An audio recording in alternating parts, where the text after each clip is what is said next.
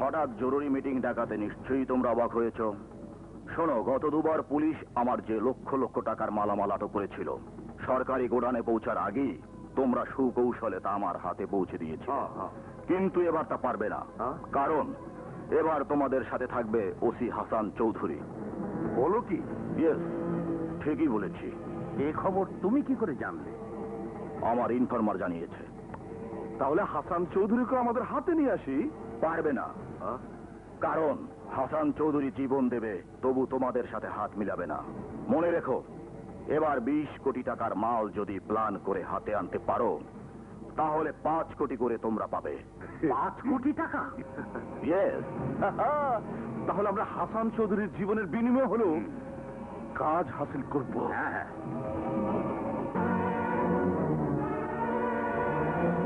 Don't move. CID হিসেবে তোমার বুদ্ধি বেশি থাকতে পারে, তবে পুলিশ হিসেবে আমার সাহস আর শক্তি কম নেই। চাকরি নিয়ে সেই যে গেলি, কোনো খোঁজ খবর নেই।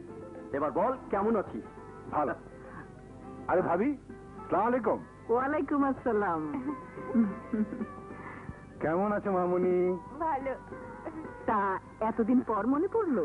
মনে তো সবসময় পড়ে ভাবি, কিন্তু গোয়েন্দাগিরি করতে গিয়ে স্ত্রী সন্তানকেও কাছে পাওয়ার কোনো উপায় নেই। পরশু ঝিনুকের জন্মদিন, তাই না আসতে পারলাম না। এনে কিন্তু দোস্ত, দুঃখের সাথে জানাচ্ছি, ঝিনুক মামনির জন্মদিনে যাওয়া হবে না। কেন? কারণ পরশু আমাকে প্রশাসনের এক বিশেষ দায়িত্ব পালন করার জন্য হেডকোয়ার্টারে যেতে হবে। দোস্ত, তুই কিছু মনে করিস না। আশা করে যখন এসেছেন, গেলে ভালো হতো না? না ভাবি, দায়িত্ব অবহেলা করে হাসান আমার মনকে খুশি করুক, তা আমি চাই না। স্যার, গাড়ি রেডি। ঠিক আছে, তুমি যাও, আমি আসছি। জি স্যার।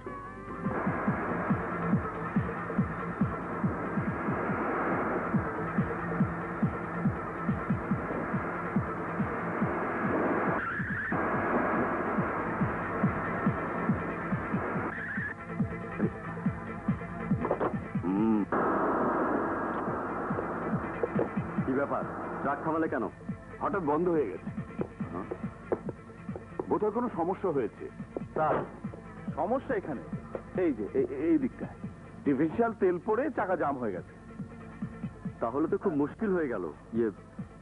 ঠিক না করে এই ট্রাক নিয়ে যাওয়া যাবে না। আপনারা কড়া পাহারায় থাকুন, আমি হেডকোয়ার্টার থেকে ট্রাক নিয়ে এসে মাল নিয়ে যাওয়ার ব্যবস্থা করছি। ঠিক আছে স্যার।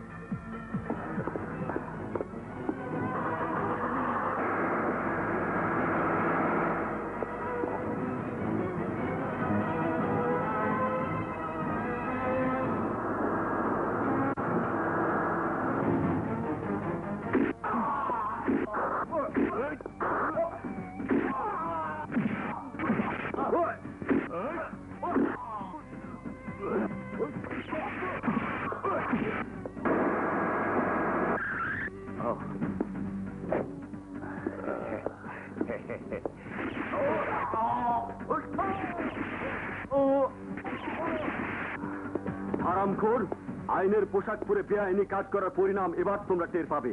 বারবার প্রশাসনকে ধোঁকা দিয়ে তোমরা বোকা বানিয়েছো, কিন্তু এবার সে সুযোগ তোমরা পাবে না। তোমাদের এমন শাস্তির ব্যবস্থা করব যাতে এই পোশাককে অপমান করার স্পর্ধা আর কারো না হয়। স্যার, আমাদের সাজা দিয়ে আপনি 100-200 গ্রাম ওজনের সোনা, রূপা, পিতলের মেডেল ছাড়া আর কিছু পাবেন না। তাই বলছি, আমাদের হাতে হাত মিলিয়ে কোটি কোটি টাকার মালিক হয়ে যান। চুপ! বিশ্বাসঘাতক, বেঈমান!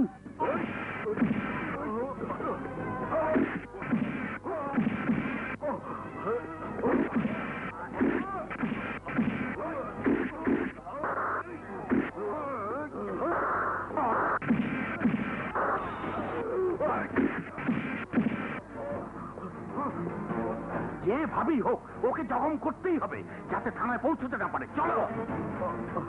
শায়লা!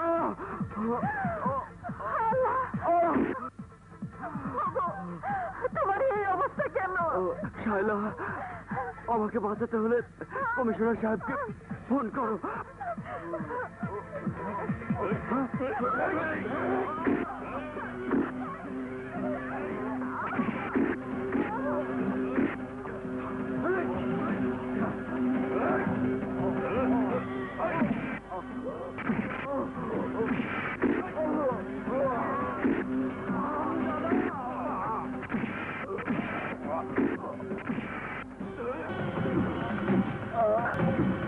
তার মানে হাসান স্মাগলার কেডির সহযোগী? হ্যাঁ স্যার, হাসান চৌধুরী আইনের সাথে যে বেইমানি করেছে সেই অপরাধের কারণে তাকে আইনের মর্যাদায় দাফন করা হবে না এবং সরকারি বাসস্থানে তার স্ত্রী সন্তানকে বসবাস করতে দেয়া হবে না।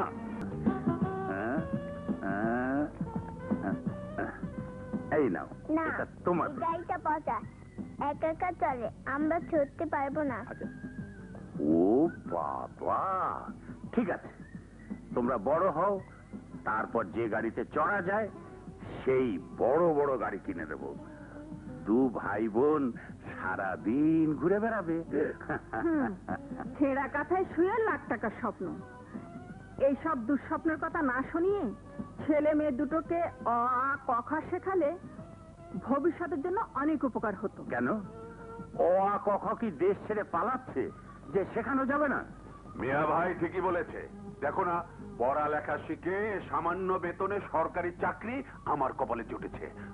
কি বলো মিয়া ভাই? রক্ত এক তো, তাই দুজনের কথাবার্তা একই রকম। এই চলে আমার সাথে। এই,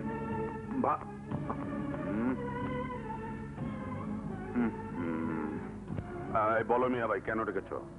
কেডি সাহেব জরুরি মিটিং ডেকেছে।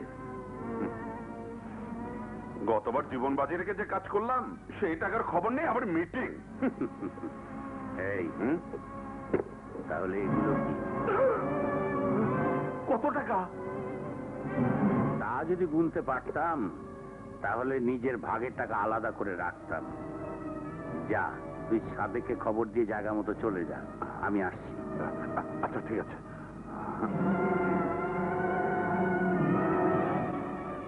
তুমি কি কাজ করো? ব্যবসা না অন্য কিছু? অন্য কি করবো? মিথ্যে বলে লাভ নেই। তোমরা দুই ভাই নিশ্চয়ই কোন অন্যায় কাজের সাথে জড়িত, তা আমি বুঝতে পেরেছি।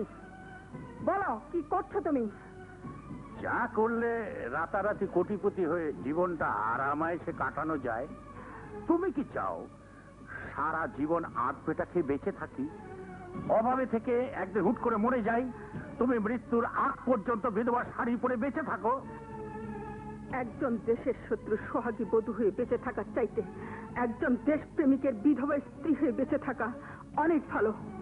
দোহাই লাগে, পাপের সিঁড়ি দিয়ে ধনী হওয়ার লোক তুমি করো না, তাহলে যে কোনো সময় পা ফসকে জীবনে মরণ নেমে আসবে।